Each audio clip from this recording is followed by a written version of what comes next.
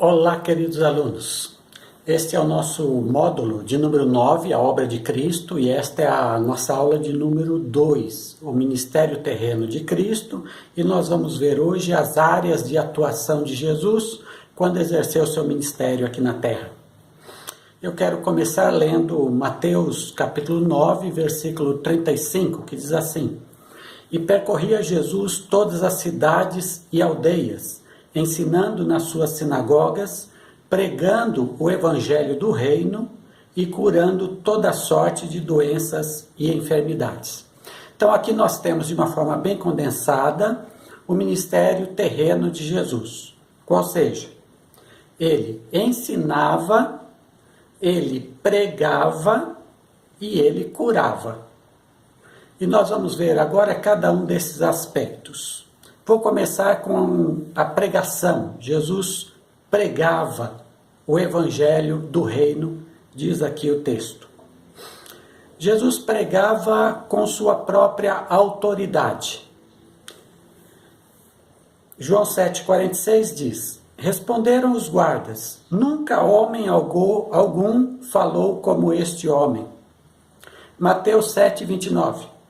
Porque falava como quem tinha autoridade e não como os escribas. Quando Jesus pregava, ele pregava com a sua própria autoridade. Ele não dependia de outras coisas. Obviamente ele usava o Antigo Testamento, que era a palavra de Deus que eles tinham. Mas a autoridade vinha dele. Lá no Sermão do Monte, por exemplo, ele disse: Ouvistes que foi dito aos antigos, não matarás. Eu, porém, vos digo, não odieis. Então veja, a palavra de Jesus, quando ele pregava, ela era uma palavra de autoridade. Ele sabia que o que ele dizia era a palavra do próprio Deus. E tantas vezes ele disse: as palavras que eu falo não são minhas, o Pai que mas deu é quem me ordenou falar. Assim, dessa forma, Jesus pregava com sua própria autoridade. Os escribas falavam, mas sempre baseado na autoridade de outros escribas, outros mestres que viveram antes deles. Jesus não, falava com sua própria autoridade e ensinava. O texto de Marcos 9,35 dizia que ele pregava o evangelho do reino. Isso significava que Jesus tinha uma mensagem central em suas pregações. E essa mensagem central, principal, embora houvessem outras, era acerca do reino de Deus. E eu quero ler aqui alguns versículos que falam acerca disso. Lucas 6,10. O reino de Deus essa aqui é em relação às parábolas. Várias vezes, quando ele começava uma parábola, ele dizia: o reino de Deus é semelhante, aí ele dizia a parábola, a um semeador que saiu a semear, ou a um homem que jogou no mar a sua rede de pescar, e por aí vai. Então, o que ele queria era sempre falar nas suas parábolas do reino de Deus. Mas há outros textos aqui também interessantes. Lucas 8,10. A vós é dado conhecer os mistérios do reino de Deus. A oração que Jesus nos ensinou do Pai Nosso, Lucas 6,10. Venha o teu reino. Lucas 21,31. Assim vós, quando virdes acontecer estas coisas, sabei que o reino de Deus está próximo. João 3,3. Em verdade vos digo, que se alguém não nascer de novo, não pode ver o reino de Deus. Atos 1,3. Atos 1,3 é depois que ele ressuscitou e que ele se encontrou com os discípulos, aos quais também, depois de haver padecido, se apresentou vivo, com muitas provas infalíveis, aparecendo-lhes por espaço de 40 dias, e lhes falando das coisas concernentes ao reino de Deus. Então veja, mesmo depois de ressuscitado, quando ele se encontra com os discípulos por 40 dias, o assunto é o mesmo, o reino de Deus. A pergunta é, por que o reino de Deus ocupou a centralidade da mensagem e da pregação de Jesus? Pelo seguinte, o reino de Deus era um conceito do Antigo Testamento que dizia e fazia parte da esperança do povo de Israel e que dizia que um dia, no futuro, Deus iria reinar sobre o mundo inteiro. Iria reinar, no entendimento deles, através do povo de Israel. Então o povo de Israel seria o povo mais importante do mundo, mais poderoso, e através desse povo, Deus então reinaria sobre todas as nações. E quando Deus reinasse, Deus reinaria sem oposição alguma, de nenhum sentido. Ora, Jesus ensinou acerca do reino de Deus, mas ele mudou esse conceito, o conceito que eles tinham naquela época, e que era esse que eu falei para vocês. Qual o conceito de Jesus? Jesus ensinava, primeiro, que o reino de Deus estava ligado à sua pessoa. Então o reino de Deus, ele existia em função de Jesus. Quando Jesus veio, o reino de Deus veio. Por isso que ele dizia, em alguns momentos, o reino de Deus está no meio de vós. Não é que ele iria chegar, ele já estava. Mas ele já estava na pessoa de Jesus, que tinha vindo ao mundo. Então o reino de Deus sempre está ligado à pessoa de Cristo em seu ensino, em sua pregação. E mais, Jesus ensinava que o reino de Deus, na verdade, tinha duas etapas. A primeira etapa era aquela na qual ele estava exercendo o seu ministério terreno. Era o ministério da sua primeira vinda. Era humilde, era simples, era como a semente de mostarda que foi colocado na terra, que ninguém viu, ninguém percebeu o seu crescimento, já que era a menor de todas as sementes, mas depois tornou-se uma grande árvore, ao qual as aves vinham se aninhar. Então a segunda etapa é essa etapa da grande árvore, ou seja, a etapa em que Jesus viria pela segunda vez com muito poder. Então, o reino de Deus consistia nessas duas etapas, e sempre ligado à pessoa de Cristo, primeira vinda e segunda vinda.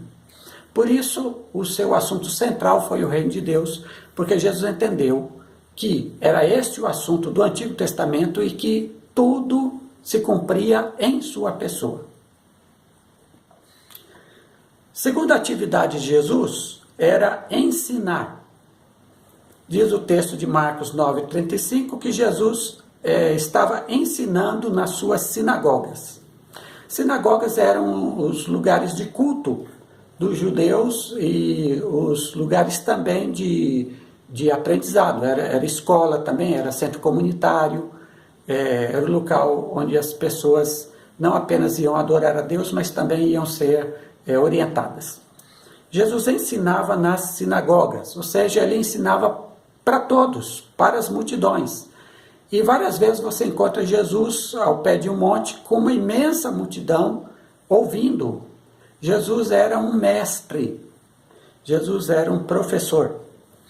E ele ensinava também aos 12 em particular. Então havia momento em que ele pegava os 12 apóstolos e os ensinava de uma forma muito peculiar.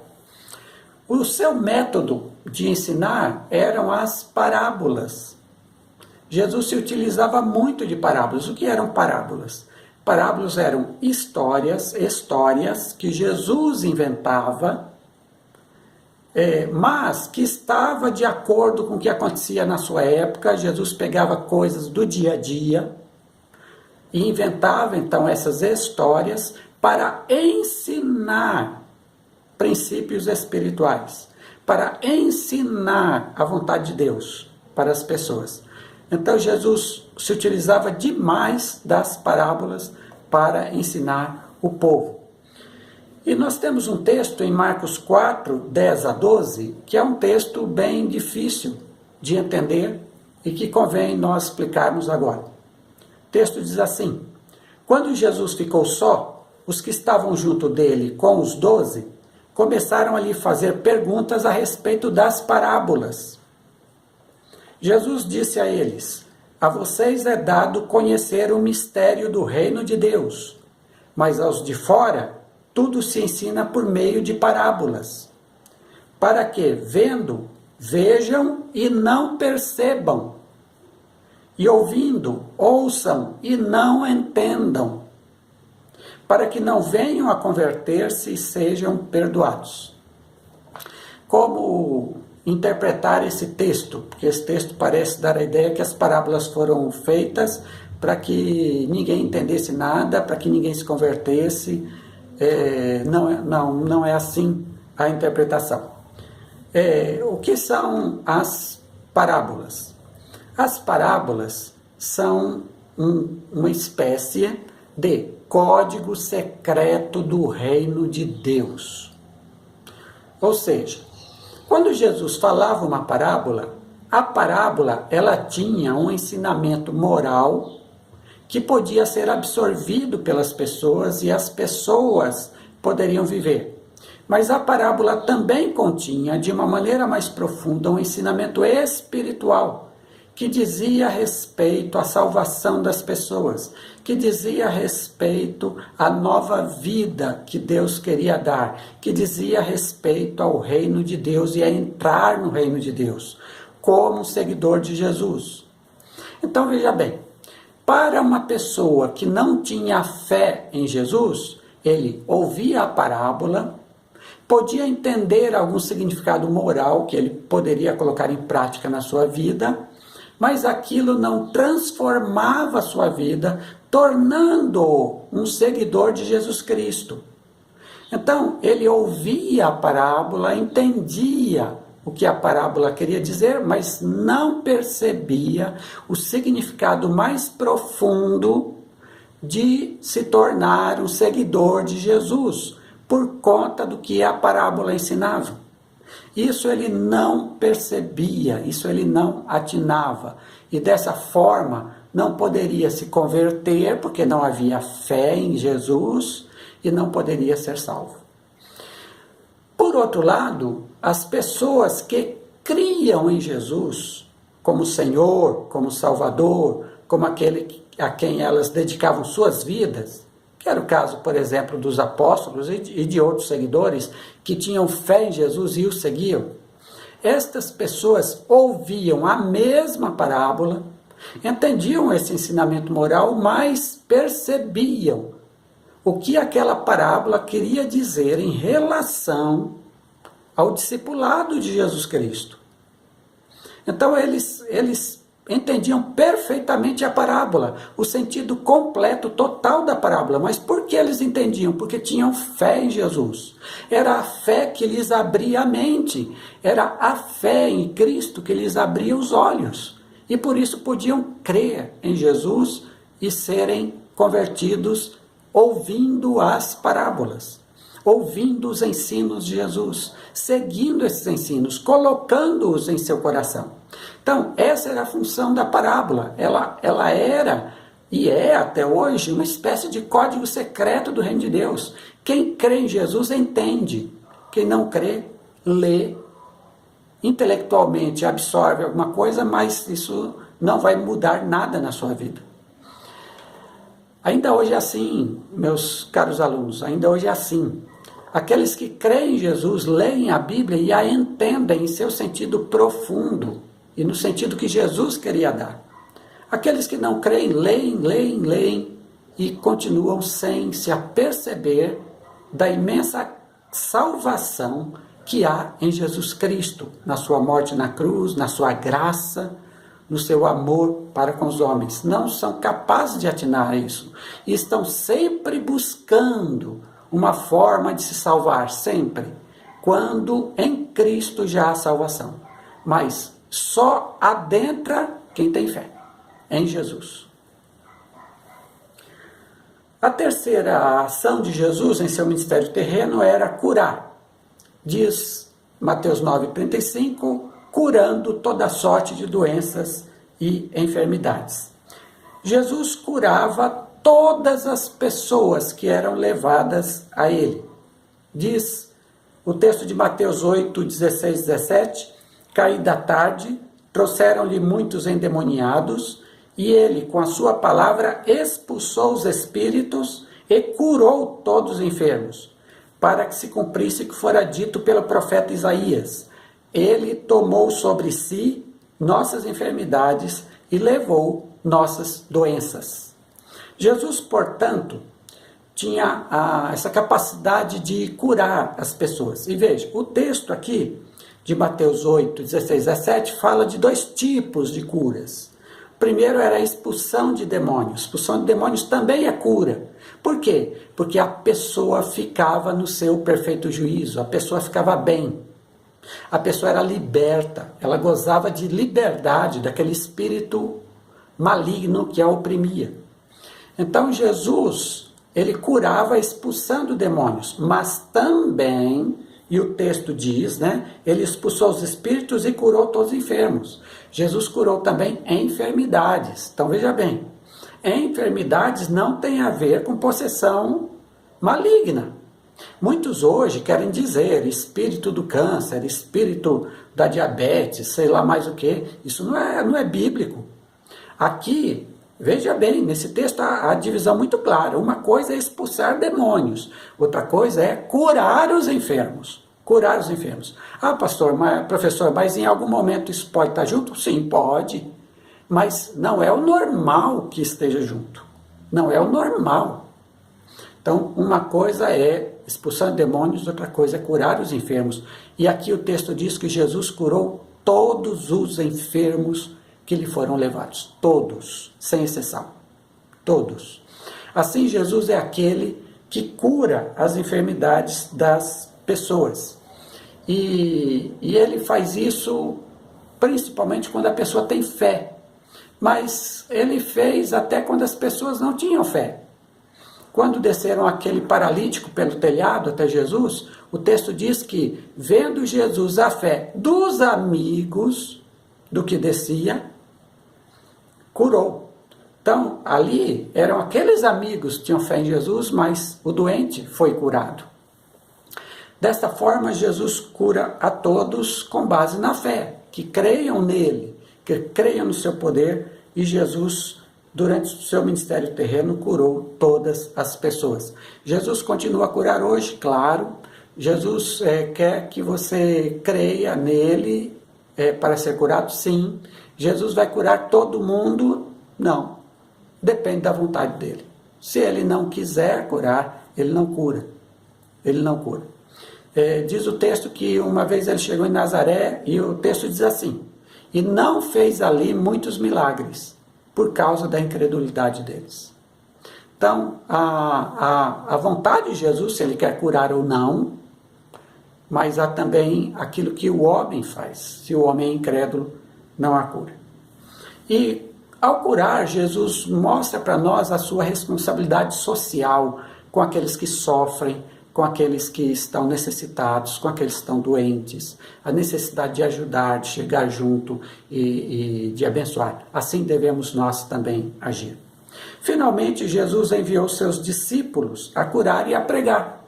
Ele mandou os discípulos fazer exatamente o que ele fazia. Veja em Mateus 10, versículos 1, 7 e 8, que eu vou ler. E chamando a si os seus 12 discípulos, deu-lhes autoridade sobre os espíritos imundos para os expulsarem e para curarem toda sorte de doenças e enfermidades. E indo, pregai dizendo: é chegado o reino dos céus. Curai os enfermos, ressuscitai os mortos, limpai os leprosos, expulsai os demônios.